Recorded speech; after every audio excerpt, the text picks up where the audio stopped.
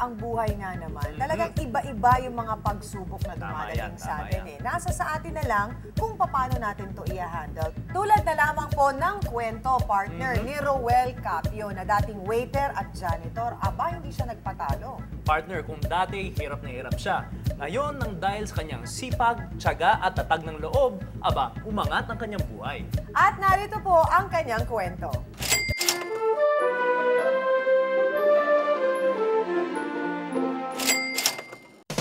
Labas-masok ang mga customer mula sa cellphone accessories hanggang mga unit.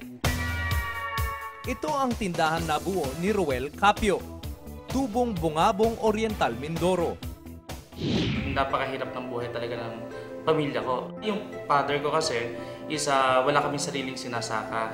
Nangangamuhan lang siya doon sa mga kamag-anak ng papa ko.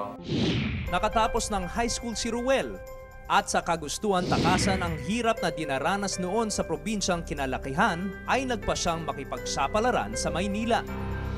Trabaho ko noon is janitor, after noon busboy waiter, tapos nag-merchandiser naman ako or parang promodizer. After noon, benta-benta ng kung ano sa mga kasamahan niyo sa trabaho na pagdating ng 15 at saka 30, at least may collection na ako. Subalit hindi sa pagiging janitor, waiter at kung ano-ano pang trabaho natapos ang pangarap ni Roel. Umalis siya ng trabaho at tangan ang 8,000 piso as loob pumasok ng negosyo. Separation pay ko mga 8,000 lang.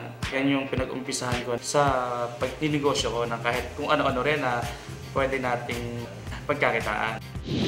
Napaikot niya ang puhunan hanggang sa kahit paano ay nakaahon.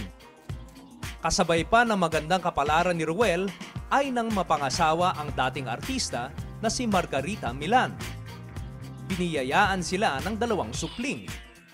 Siyempre tulungan ko yung mga magulang ko that time. Kahit pa paano yung buhay nila sa probinsya, napagawa ko sila ng bahay na hindi naman ganun kalaki. Tama lang, ika nga.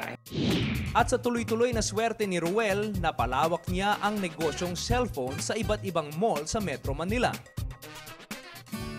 Katunayan, tinatamasan na niya ngayon ang isang pangyayari sa kanyang buhay na hindi niya inakalang makakamit niya noon. Bahay, kotse, condo unit, at pamilyang nagsisilbing inspirasyon niya.